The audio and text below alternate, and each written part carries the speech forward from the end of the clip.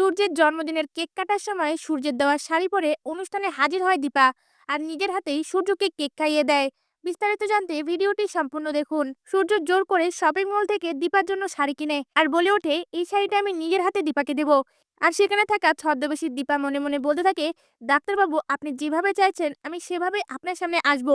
এরপর দেখা যায় সূর্যরা শপিং করে বাড়ি ফেরার পরে ছদ্মবেশী রুডি তার রুমে গিয়ে দরজা লাগিয়ে দিয়ে নকল চুলগুলো খুলে বলে ওঠে, এই নকল চুল পরে থাকাটা অনেক কষ্টের, আর আমি সোনার কাছেও যেতে পারছি না।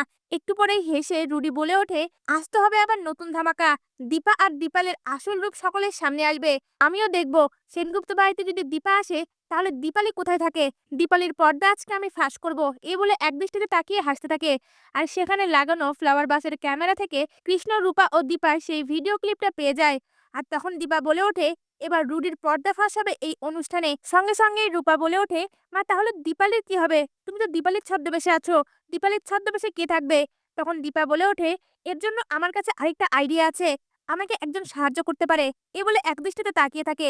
এরপর অনুষ্ঠানের আয়োজন করার সময় ছদ্মবেশী দীপা বাড়ি থেকে বেরোতে গেলে উর্মি তখন বাধা দেয়। ছদ্মবেশী রুডিও তখন ইচ্ছে করেই উর্মির মনে দীপার বিষয়টা নিয়ে সন্দেহ ঢুকিয়ে দেয় আর বলে ওঠে, একটু পরে তো দীপা আসবে, তুমি বাইরে যাচ্ছ কেন?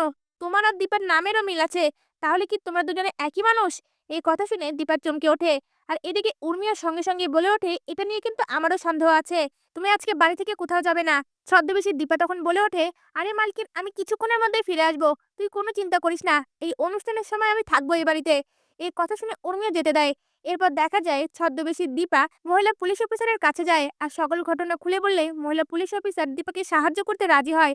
এরপর দেখা যায় মহিলা পুলিশ অফিসার দীপার কথা মতন দীপালির ছদ্মবেশ নেয়। এদিকে দীপা ফর্মাল ড্রেস পরে ও মাস্ক পরে সেনগুপ্ত বাড়িতে আসে। সূর্য বারবার দীপার মুখ দেখতে চাইলে সূর্যের বাবা তখন বলে ওঠে, বৌমা আমি আমার কথা তুলে নিলাম, তুমি তোমার মুখ সূর্যকে দেখাও। এই কথা শুনে দীপা অনেক খুশি হয়ে যায়।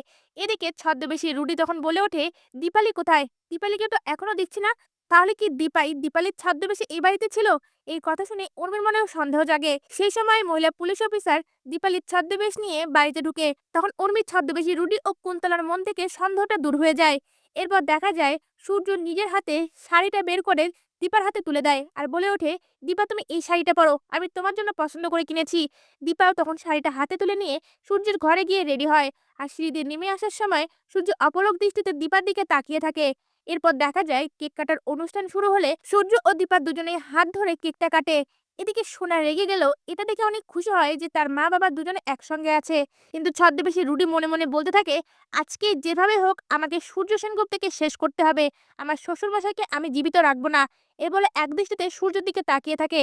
আর এদিকে দীপাও তখন ছদ্মবেশী রুডির দিকে তাকিয়ে মনে মনে বলতে থাকে, রুডি তোমার খেলা শেষ, আজকে সকলের সামনে তোমার পর্দা ফাঁস হবে। তা ভিউয়ার্স এমনটাই যদি নতুন পর্বগুলিতে হয় আপনাদের দেখতে কেমন লাগবে? আপনাদের মতামত আমাদের কমেন্টে জানান। ধন্যবাদ।